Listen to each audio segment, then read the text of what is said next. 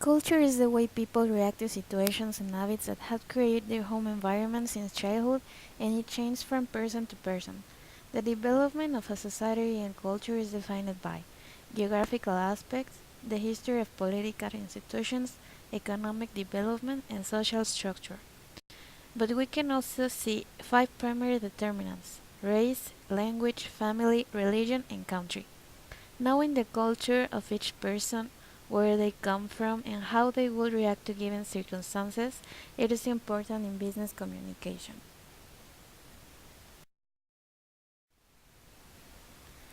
When doing business with an affiliate from another country, we might consider the cultural difference present. This includes basic customs, manners, and gestures. For example, if a salesperson approaches a meeting with knowledge of the customer's cultural background, then his words, body language, and actions can be all adapted from the customer's behavior. This in turn may lead to being better liked by the customer. In some countries like United States and Germany, it's common for people to speak loudly and be more assertive or aggressive when sharing ideas or giving directions. In countries like Japan, for example, people typically speak softly and are more passive in sharing about ideas and making suggestions. When interacting with people from other cultures, speaking in a neutral tone and making a conscious effort to be considerate of others' input, even if it's given in a manner to which you're not accustomed, can help foster effective business communication.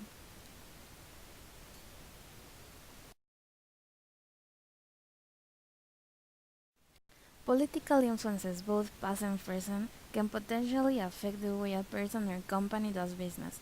Some cultures have a very strong sense of nationalism and government pride, and therefore are more comfortable and willing to purchase from companies with some sort of government backing. Conducting business with those of different cultures can also impact negotiations if there are ongoing political disputes between the involved parties' countries of origin.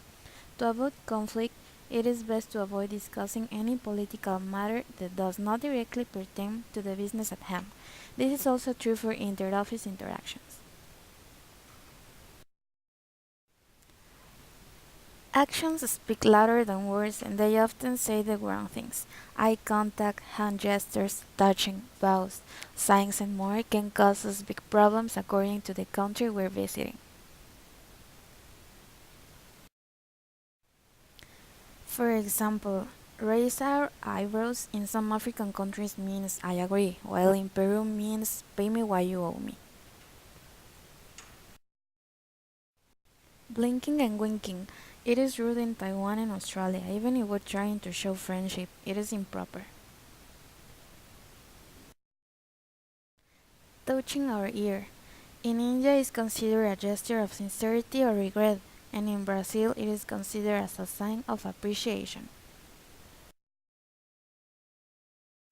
Crossing fingers. Internationally, this is known as a gesture of protection and someone wishing good luck, but in Paraguay, this is an offensive sign. In international business communication, negotiations have many cultural differences, expectations, and values that are not shared by other parties. It involves big complexity in processes and decision making. Cultural differences, either inside a company or between others, can result as a negative aspect. If, however, we're open minded in the recognition of other cultures, we can open multiply opportunities to succeed. This doesn't necessarily mean to be agree, but to respect if someone thinks different. Cultural diversity is always present when doing business. Greetings, punctuality, attitude in the conversation, and meaning of gestures are issues that every manager should know before starting negotiations with businessmen from other countries.